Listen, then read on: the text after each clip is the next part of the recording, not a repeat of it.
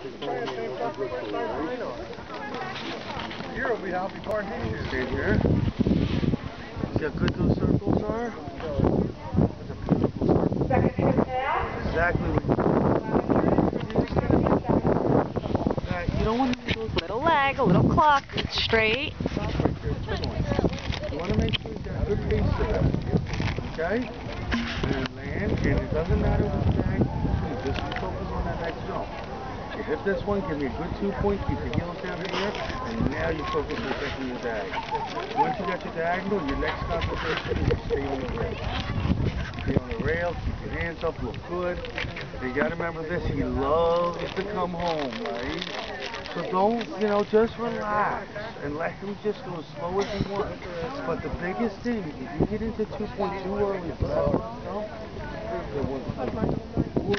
raise the heels and get a jump.